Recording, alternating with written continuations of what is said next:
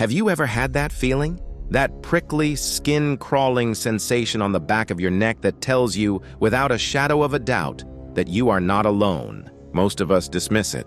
We blame a draft, the house settling, our minds playing tricks on us in the dead of night. But what if we're wrong? What if that feeling is a warning? A thin veil separates our world from something else. And sometimes, just sometimes, that veil rips. These are the stories of what happens when it does. They start as whispers in the dark, as fleeting shadows in the corner of your eye. But they grow.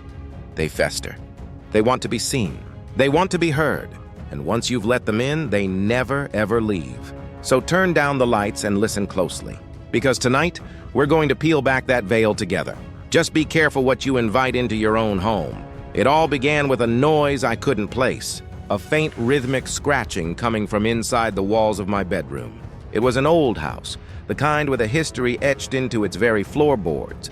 So I chalked it up to mice or maybe the ancient plumbing groaning under pressure. This went on for weeks, always starting around 3 in the morning, just loud enough to pull me from the depths of sleep.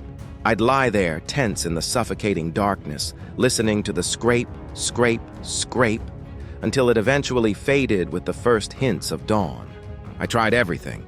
Traps, calling an exterminator who found nothing, even stuffing insulation into any crevice I could find. Nothing worked. The scratching persisted, a nightly, maddening ritual. Then one night it changed. The scratching stopped and a new sound took its place. Tapping. 3 distinct taps right behind my headboard. Tap, tap, tap. It was precise, deliberate. It wasn't an animal. My blood ran cold. I was too terrified to move to even breathe. I lay there for what felt like an eternity, my heart hammering against my ribs until I finally succumbed to an exhausted, dreamless sleep. The next night, I dreaded the darkness. I left the hallway light on, a sliver of comfort against the encroaching dread. As the clock ticked past 3, the tapping started again. Tap, tap, tap. This time, I was ready. I've had enough. Bolstering my courage, I shot up in bed and slammed my fist against the wall. "Stop it!" I screamed into the silence. For a moment, there was nothing. A profound, heavy quiet that felt more menacing than the noise it replaced. Then, from the other side of the wall, a voice whispered, so clearly it could have been standing right beside me. It was a dry, rasping sound, like dead leaves skittering across pavement. It said just one word, "Okay." I didn't sleep in that room again. I sold the house 2 months later. The new owners, a young couple excited for their first home, asked me why I was leaving. I just told them I was relocating for work. I never told them about the scratching, the tapping, or the whisper from the wall. But sometimes, late at night in my new apartment, when the building is silent, I think I can still hear it. A faint, distant scratching, and I wonder if it followed me, or if it's just waiting for the new family to get settled in before it starts to tap. This happened when I was a civil engineer, just starting my career. My wife and I had just gotten married, and her father gifted us a plot of land in a quiet, rural area. It was our dream. We spent every spare moment and dollar building our home from the ground up. When it was finally finished, we threw a huge housewarming party. It was perfect. Friends, family, laughter filling the rooms we had built with our own hands. But after everyone left, as the silence of the countryside settled around us, we heard it, a deep, sorrowful moaning that seemed to come from the very foundations of the house. It was accompanied by the sound of heavy chains being dragged across a concrete floor. My wife, a devout believer, immediately began praying. I, on the other hand, was a skeptic. I searched for a logical explanation, the wind, settling foundations, anything. But the sounds only grew worse. One day, my wife called me at work, frantic. She'd found a pair of old, mud-caked mining boots sitting by the basement door next to a pool of stagnant water. I wear work boots, but these weren't mine and there were no leaks in the house. Confused and a little unnerved, I threw them in the trash. That night, the wailing was louder than ever. I started getting used to it, but my wife was becoming a wreck. For her sake, I bought a .45 caliber pistol. One night, we came home late from a family event. Exhausted, we went straight to bed. Our bedroom was on the 2nd floor, connected to the ground level by a wooden staircase that creaked with every step. In the dead of night, the creaking woke me. My heart pounded. I grabbed the gun from my nightstand, convinced a burglar was in the house. The creaking stopped right outside our bedroom door. Suddenly, a thunderous pounding began, as if someone was trying to break the door down with inhuman strength. My wife woke up screaming, "Lock the door behind me," I whispered, my hand shaking as I gripped the pistol. I flung the door open and saw him, a large man, his back to me, scrambling down the stairs. I didn't hesitate. I emptied the clip, firing shot after shot into his back. I saw him tumble, rolling down the entire flight of stairs. "Call the police!" I yelled to my wife as I scrambled to turn on the stairwell light. But when the light flickered on, there was no body. There was no man. There was only a spreading pool of fresh crimson blood on the landing. And sitting right in the middle of it were the 2 mining boots I had thrown away months ago. My wife was hysterical. We had a priest bless the house, and I personally burned the boots until they were nothing but ash. For a while, things were quiet. We decided to start a family, and to ease my wife's lingering fears, we had her elderly uncle, who was disabled after a work accident, move in with us. Several months passed. I had to take an out-of-state work assignment, but I felt comfortable leaving. On my return, I brought my assistant and another trusted employee with me. We arrived at the house after dark to find all the lights off, which was unusual. I could hear the television on inside.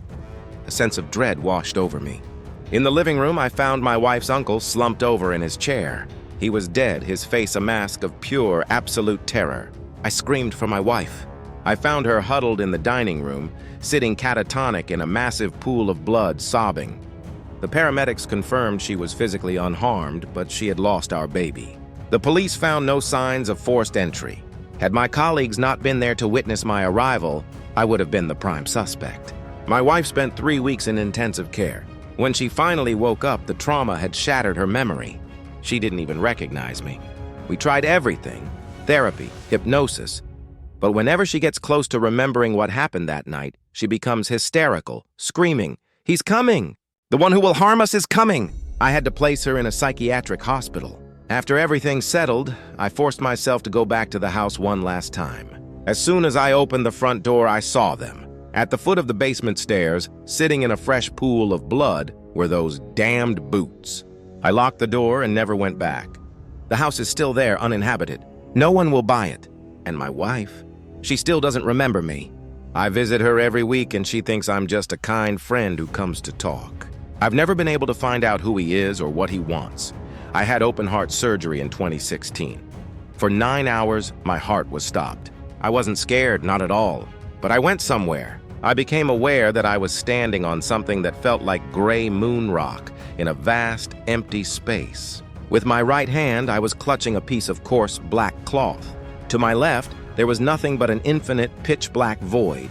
The cloth I was holding was attached to a towering figure in front of me, obscuring my view. It was like a gatekeeper draped in shadows. Peeking around it, I could see what looked like the mouth of a dark cave. From this darkness, a worm-like creature as large as a person shot out towards me. Its face was a swirling mass of purple gas with no discernible features. It came at me fast and aggressive, but just as it was about to reach me, it was repelled by some invisible force field. It let out a high-pitched squeal of displeasure and scurried back into the cave. Another one, then another, charged out, each one being thrown back by the barrier, leaving trails of purple, gaseous tracers in the void. Then a truly massive one, the size of a charging horse, came barreling towards me. I braced for impact, still without fear. It screamed as it hit the barrier, a sound of agony, before it too retreated into the blackness. I realized the figure I was holding on to was my protector, my gatekeeper.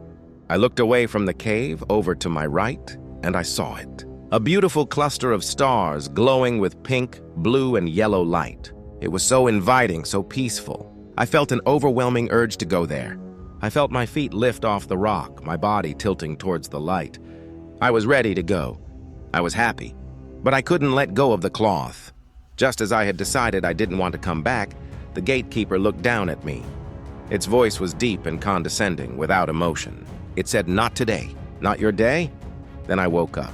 I was in the ICU, intubated. They told me I shouldn't have been awake, that the fentanyl and morphine drip was supposed to keep me in a coma. I stayed awake for 25 hours, conscious, until they finally managed to put me under again. My recovery was astonishingly fast. Life has been a journey ever since. I don't know what to call it. A near-death experience, maybe. But I know what I saw. I know there's a gatekeeper, and I know there's a beautiful cluster of lights waiting for me. Just not today. I've always been a believer, in God and in the paranormal. I grew up seeing shadows at my dad's house, hearing doors slam when no one was there. But my mom's house always felt safe, until one night. It was around 1 in the morning, and I was playing video games online with friends. My grandmother was dozing in her recliner, and my brother was in the shower. Suddenly, I heard it. A tinny, 8-note jingle playing the tune of We Wish You a Merry Christmas. It sounded like an old festive ringtone. I ignored it, assuming it was my brother's phone. But the sound wasn't coming from the bathroom. It was coming from the back room, a storage space filled with old childhood toys and leftover holiday decorations. The jingle persisted, growing louder, more insistent. Finally, annoyed and a little creeped out, I got up and walked towards the room. I could hear it clearly now, coming from just inside the doorway to my left. As I stepped over the threshold, it stopped. Not like a toy running out of batteries, it didn't finish the tune. It just ceased, as if it sensed my presence and decided to go quiet. The air in the room felt thick and heavy. I searched for half an hour, digging through boxes of old Christmas ornaments and dusty toys. We don't own anything that plays that jingle. I've searched online, listened to hundreds of versions of that song. None of them match the exact tinny off-key sound I heard that night. I couldn't sleep. I felt like I was being watched from that back room. The air in the house has never felt the same since. It's a small thing, a silly little Christmas jingle in the middle of the year, but it was a message. It was something telling me that my mom's house wasn't as safe as I thought.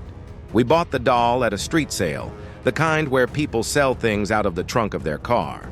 It was old, porcelain with cracked skin and unsettlingly realistic glass eyes. It had a creepy vibe, but I was drawn to it. My stepdad and I were the only ones who touched it. We set it up on a chest of drawers at the end of my bed. That night, I woke up at 2:58 a.m. I felt sick to my stomach and had the overwhelming feeling of being watched. The doll's eyes seemed to follow me in the dark. I couldn't stand it. I got up and put it inside one of the drawers out of sight. The next morning, both my stepdad and I woke up horribly ill. The doctor diagnosed us with a severe non-viral bacterial tonsillitis. I spent the entire next day in bed, shaking violently with fever. That night, my bedside fan, which had been sitting in the same spot for weeks, flew off the table and crashed to the floor. I hadn't moved. There was no breeze. There was no reason for it to fall. I don't know if it's all just a massive coincidence. The haunted house, the haunted doll, or maybe just a run of bad luck and a faulty fan. But ever since that doll came into our house, the footsteps I hear when I'm alone are louder. The shadow figures I see are more defined, and the whispers that call my name from just outside my window are clearer than ever before. Every house we ever lived in had activity, but the one in Merritt Island, Florida, that one was dark. It was built on land where a fierce Native American tribe once lived, not far from a notoriously haunted cemetery. My mom always complained about the ghosts, and even my skeptical dad was unnerved.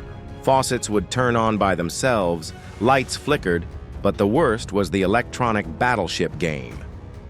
It was buried deep in my closet under a pile of junk. One day it just started beeping. My brother and I dug it out, and to shut it off, we opened the battery case. There were no batteries inside.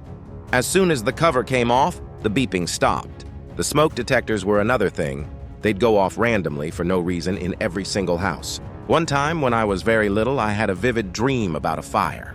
I rolled out of bed and sleep crawled into the living room.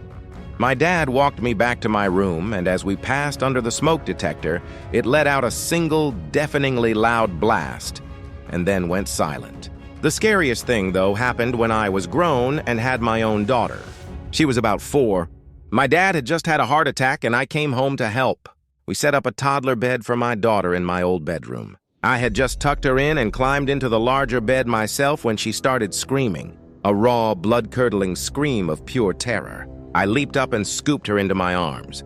She was hysterical, crying, and frantically pointing out into the dark hallway at something that was terrifying her. I held her until she calmed down, my own heart racing. I was almost too afraid to ask, but I had to know. "What did you see, sweetie?"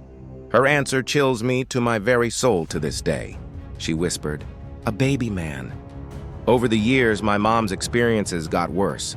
When she became terminally ill and moved in with me, she said things would growl and run around her room like dogs. She described the sound as a man saying, "Grr, grr, grr." I thought it was just hallucinations from her illness, until my youngest daughter, who was 13 at the time, came into my room one night crying and shaking. She said she heard a man in her grandmother's room growling and saying, "Grr, grr, grr," the exact same way my mom had described. I had never spoken of my mom's experiences in front of my children. That presence, whatever it was, it followed her. And now I wonder, after she's gone, if it's still here with us. In my culture, we believe that the corner rooms in hotels are best avoided. They're the least visited areas, the end of the line, where spirits can gather without being disturbed. In 2017, my mother and I took a trip to Jeju Island in Korea. The hotel was new and the price was a bargain, but to our dismay, they gave us the corner room. When we entered, we followed our traditions, knocked on the door to announce our stay, flushed the toilet, and left our shoes in a messy pile to show the room was occupied. But immediately we both felt drained and uncomfortable. We had 2 key cards. I placed them on the small table by the door as we unpacked. When we were ready to go out, the keys were gone. They had vanished from the center of the table. We argued, blaming each other, and searched the entire room for nearly half an hour. Just as we were about to give up, the keys reappeared, right back in the same spot we had left them. There's no way we could have missed them. Then we noticed the drinks in the mini fridge had all been half drank. That was the last straw. I tried to call the front desk, but the line was just static. We packed our bags and went down to reception in person to demand a room change. The new room felt completely different. It was peaceful, comfortable. There was no heavy feeling, no strange occurrences. My friend wasn't so lucky on a school trip to Perth. She and her roommate were also given the corner room. Immediately upon entering, they felt an unnatural cold. They turned on the television, but every single channel was playing a horror movie or a preview for one. Then they checked their water bottles, which the school had given them full. Both bottles were now only half full, though neither of them had taken a single sip. They couldn't get a room change, so they grabbed their pillows and crashed on the floor of their friend's room for the rest of the trip. Always be wary of the corner room. Sometimes a bargain isn't worth the price you have to pay. I saw The Ghost Bride of Salt Lake City. It was 2006, a boring Sunday afternoon. I was driving around downtown looking for an open food court to escape the heat of my apartment. Everything was closed. As I was driving north toward the old Union Station, I saw her. A woman standing on a street corner in a massive, old-fashioned white wedding dress. She was in full makeup, holding a bouquet of flowers, just staring at my car as I approached. The dress seemed to glow in the daylight. I slowed down, thinking it must be a wedding or a photo shoot, but there was no one else around. No groom, no photographer, no bridesmaids, just her. I drove past, turned around to get a better look, and she was still there, turning her head to follow my car, her eyes locked on me. I drove around the block, looking for a wedding shop or some explanation, but found nothing. When I came back to the corner a minute later at most, she was gone. She had vanished. I looked up and down the empty streets. There was nowhere she could have gone that quickly, especially in that enormous dress. Years later, I was researching local ghost stories and I found her. The legend says that around 1912, a newly married couple was at the station, about to leave on their honeymoon. They had an argument and the bride, in a fit of anger, threw her wedding ring onto the train tracks. Instantly regretting it, she rushed onto the tracks to retrieve it and was struck and killed by an oncoming train. Ever since, her ghost has been seen near the old station, still in her wedding dress, forever waiting for her husband so they can finally go on their honeymoon. Maybe she thought I was him. Maybe that's why she was staring at me so intently. After all this time, she's still waiting. My great-grandmother Maria lived in a mansion in Belém, Brazil, a city known for its supernatural lore. This was back in the 70s. Among her household staff was a wonderful young woman named Beth, who fell deeply in love with a neighbor, Carlos. They were to be married, but Carlos's mother, a cruel and bigoted woman, disapproved. She concocted a vile plan to separate them. She invited Beth for tea and lied, telling her that Carlos had been unfaithful and never intended to marry her.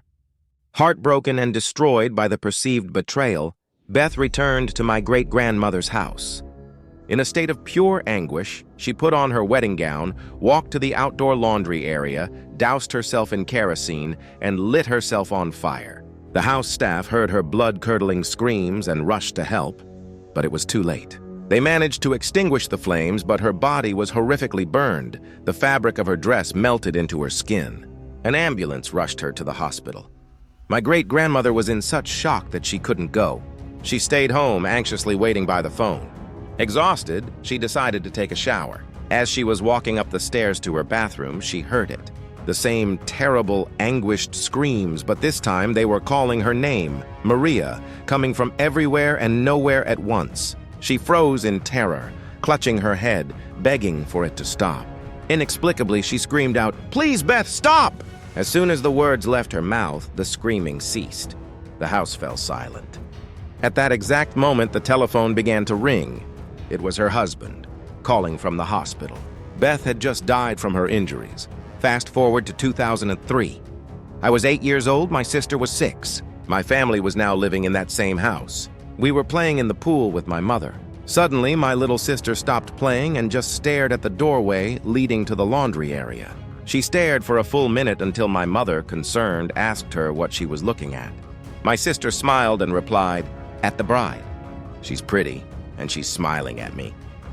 My mother's face went white as a sheet. She grabbed both of us and ran inside. That was the day she finally told me the story of Beth, the bride who still waits by the laundry area, forever smiling. My brother's garage band used to practice in our basement on Sunday afternoons. Our house was built in 1904, and the basement was a maze of partitions and shadows, with the huge boiler sitting right in the middle. One evening, as they were packing up, my brother was the last one to leave. He was walking up the back stairs when he remembered he'd left his leftover pancakes on a speaker. He went back down to get them.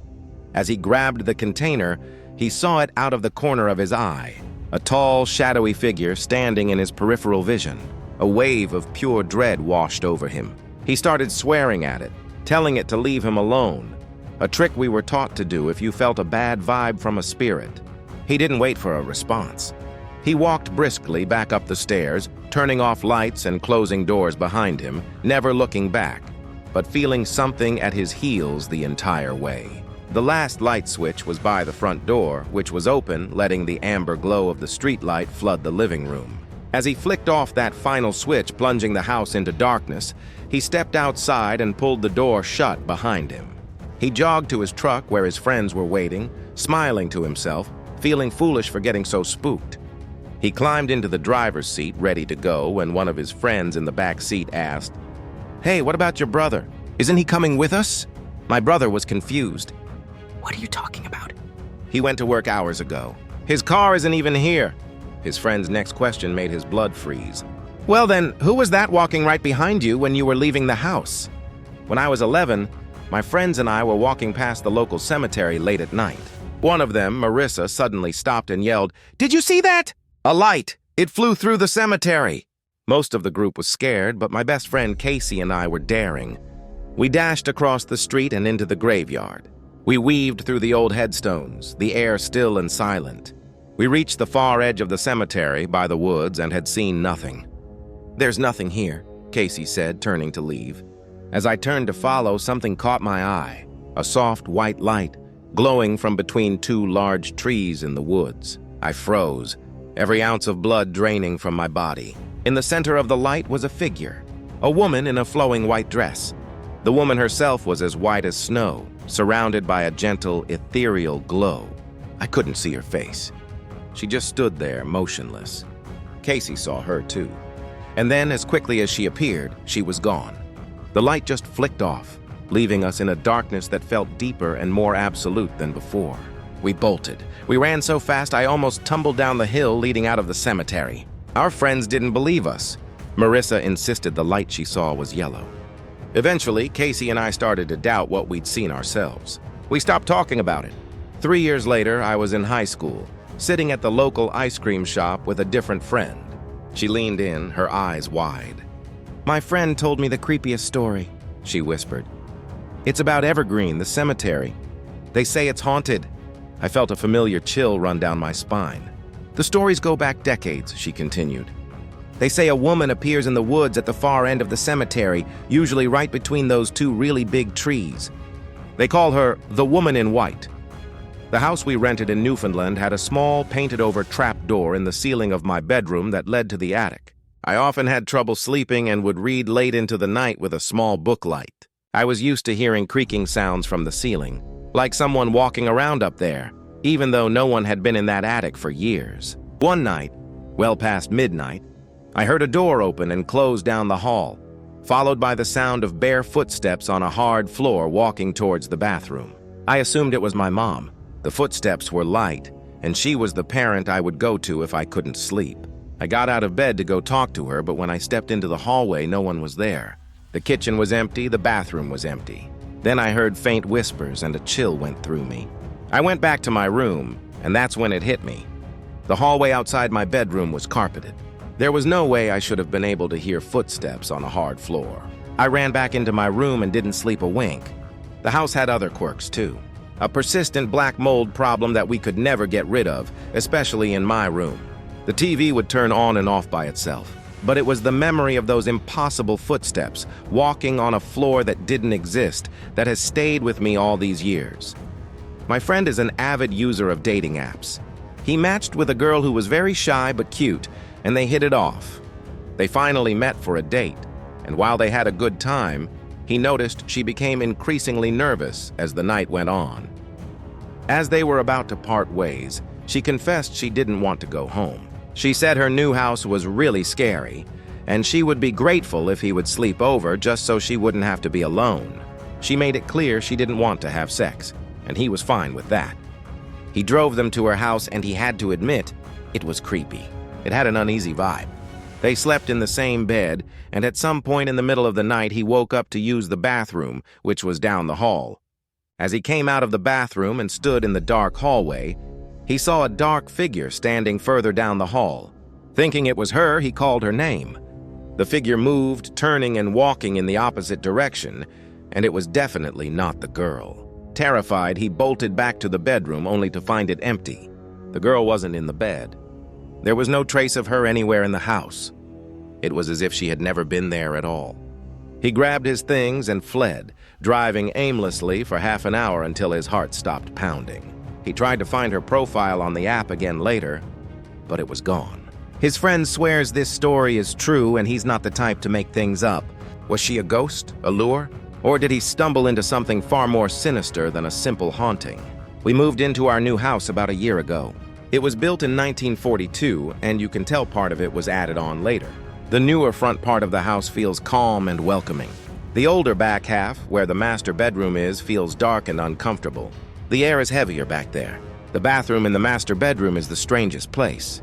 There's a small door in the ceiling leading to the attic, and the door to the bathroom has a tendency to swing open on its own. One night, I was half asleep in bed when a glass water bottle on the nightstand a good 4 feet away suddenly fell over and rolled across the floor. My partner, a devout skeptic, shot up in his sleep and yelled, "Who is it? Who's there?" before falling back asleep with no memory of it. But last night was the most bizarre. I had a nightmare that a woman was walking through our house. She was inhumanly old with a severe hunched back. Her arm was outstretched in front of her, and in the palm of her hand, she was holding her own eye. She stopped at our bedroom door and peered at me, both with her head and with the eye in her hand. I woke up with a violent jolt, knocking the remote off the bed. The noise woke my partner, and he began to talk in his sleep. I had a full conversation with him. He said, "Is she here?" I asked, "Is who here?" He replied, "The woman." I asked him, "What woman?" "What are you talking about?" And this is what he said. "The woman from your dream." I froze. "How did you know I was dreaming about a woman?" I whispered. "It's okay, go back to sleep," he mumbled before asking again, "Is the woman here?" He has no recollection of this conversation. He doesn't remember anything from last night. He would never pull a trick on me like that. So how? How could he have possibly known what I was dreaming about? I was a freshman in high school, playing hide and seek in the dark at my best friend's house. We knew all the good hiding spots, but at night, it was a different game. It was my turn to seek. I checked all the usual places and couldn't find anyone. As I walked down the side of the house toward the garage, I saw it. A human-shaped shadow moved across the wall of the house. "Isaac, I've got you!" I shouted, reaching out to tag him. But as the shadow moved in front of the open, dark garage door, it vanished. There was nothing there. My blood ran cold. I called out to my friends who were hiding on the complete opposite side of the house. We were all spooked. As we stood there, we saw it again. The same boy-shaped figure now sitting on the neighbor's porch, his face in his hands. We all saw him. He then stood up, ran around the corner of the house, and disappeared. We ended the game right there. A bad storm started rolling in, so I went home with my friend's girlfriend for a sleepover. She told me her house was haunted and she wanted to play with her Ouija board. I had never seen one before. We sat in her small, pitch-black upstairs hallway asking questions. Nothing happened. I was about to give up when I looked down the hall. Her parents' bedroom door was shut, and on it hung a long mirror. In the reflection in the mirror, I saw him. The same boy from hide and seek, rocking back and forth, his head between his legs. I screamed, turned on the light, and ended the session. When I looked at the carpet next to me, there were 2 large, muddy boot prints that hadn't been there before. Her parents had always complained about something strange in that house. On the ceiling above the staircase, there were what looked like multiple small, dirty hand streaks in the paint, leading all the way up the stairs. They had tried to paint over them many times, but they would always reappear. It was 2:40 in the morning. I had fallen asleep on the living room couch, which I did all the time. I was sleeping on my stomach when something woke me up. I opened one eye, the other squished into the cushion. The house was dark, except for the pale light from the street lamp outside. My eye caught movement. A small African-American boy walked out of the main hallway where the bedrooms were. He couldn't have been more than 7 or 8 years old. He stopped in the middle of the room and looked right at me. I was frozen, trying to figure out if I was dreaming, but I could feel the wood of the armrest digging into my toes. I was definitely awake. He looked at me, smiled a sweet, innocent smile, waved very politely, and then turned and kept walking, disappearing right into the wall. I don't remember anything else from that night. The next morning, I told my dad what I had seen. His face went white as a sheet. "What time was this?" he asked. I told him I saw the clock on the wall. It was 2:40 a.m. My dad stared at me, his eyes wide. He said, "I woke up to something tickling my feet with what felt like a feather. When I opened my eyes, my alarm clock said 2:38 a.m. We had never had anything paranormal happen in that trailer. We were the first and only family to ever live there. We confirmed each other's accounts, 2 separate experiences within 2 minutes of each other. I've never had another strange thing happen to me since, but I still wonder about that polite little boy and what he was doing in our home that night." My friend Sarah and I were bored in psychology class, so we decided to make a Ouija board on the back of a piece of paper. A few other friends joined in. We asked if anyone was there, and the planchette slowly moved to yes. Sarah, Anna, B, and I all swore we weren't moving it. Sarah asked if it was a good or bad spirit, but before it could answer, Anna panicked, grabbed the board, and ripped it to shreds. We never said goodbye. That night, the creepy stuff started. B texted me the next morning, saying she woke up at exactly 4 a.m. with the feeling that someone was standing behind her. When I got to school, Sarah told me the exact same thing happened to her at the same time. They don't talk much, so there's no way they could have coordinated it. A few days later, B sent me a terrifying voice message. She has a strong Spanish accent. But in the message, she was speaking in a perfect British accent, saying things I couldn't understand, before letting out a deep, creepy laugh that wasn't her own. Then she started texting frantically with horrible spelling, saying there was blood everywhere and she couldn't see. The next day at school, she had no memory of any of it. That same week, I was in class and saw a man in a hooded coat standing outside, staring into our classroom. I did a double take and he was gone. A week later, B was in Spain and found out she had a dangerous blood clot near her heart and needed emergency surgery. Back in psychology class, we decided to play the Charlie game with 2 pencils. We asked if Charlie was there, and a pencil slowly spun to yes. We mentioned a kid's TV show, and the pencil spun violently and fell apart. For some reason, Sarah asked Charlie to kill her, and then asked if he hated me. The pencil slowly spun to yes. I started feeling sick and scared, repeating, "Please forgive me, Charlie," over and over. As I was saying it, the pencils spun wildly, aligned perfectly, and then the top one toppled off. We stopped playing. Now I'm just hoping my friend doesn't die and that I don't get haunted. Don't mess with things you don't understand. We never said goodbye, and now I think something followed us out. I'm a skeptic. I don't believe in ghosts, but one experience puzzles me to this day. I was 11.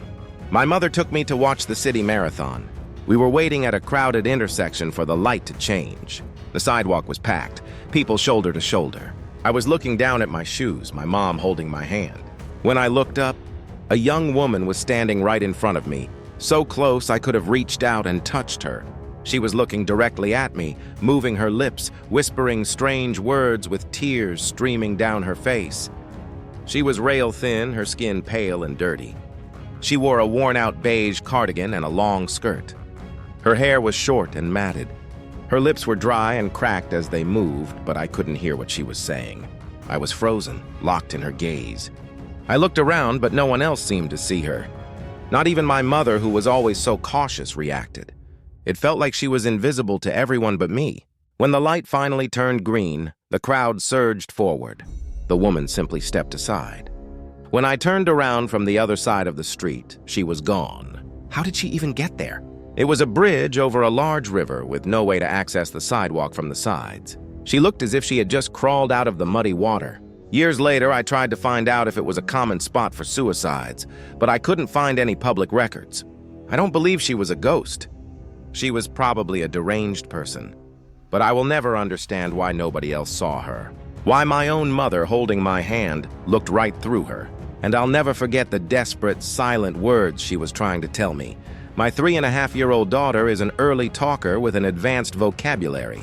She has said creepy things before, but a recent conversation we had was the most detailed and startling by far. It's important to note, we've never had to explain the concept of death to her. We were in her room, and she was playing with some clothes hangers, pretending they were hooks on a crane.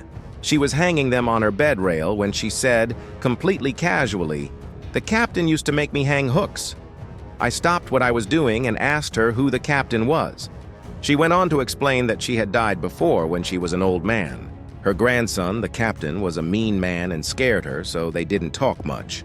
When she was old, she lived with him, and he hurt her a lot. She said that she died, and that's how she came to live with me now. She said all of this while continuing to play, as if it was the most normal thing in the world. But then she stopped, looked at me deadpan, and said, "The captain still comes at night to see me here sometimes. He tries to hurt me again, but you scare him away." My daughter has suffered from intermittent night terrors for most of her life. She will wake up suddenly, crying out in what sounds like genuine pain. It's a guttural, heart-wrenching cry. She writhes on the bed, her little muscles so tense she feels like she's made of stone. Nothing I do can console her until the episode just stops. She never remembers it in the morning. I always thought they were just a normal part of a child's growing brain. But after hearing about the captain and how my presence scares him away, I don't think I can ever look at those nights the same way again. I can't shake the feeling that she didn't just make up some complex, beyond her years narrative that coincidentally provides a sinister explanation for her night terrors. I believe my daughter remembers a past life, and that the man who hurt her in that life is still tormenting her in this one. Thank you for joining me in the shadows. Remember, not every creak in the floorboards is just the house settling, and not every fleeting figure in your peripheral vision is a trick of the light. The world is older and stranger than we can possibly imagine, filled with echoes of things that have come before. If you have your own story, a moment where the veil tore and you saw something you couldn't explain, share it in the comments below. I read every single one. Subscribe and turn on notifications because there are always more stories waiting to be told, more whispers in the dark waiting to be heard. Until next time, stay safe and try not to listen too closely to the silence. You might not like what you hear staring back,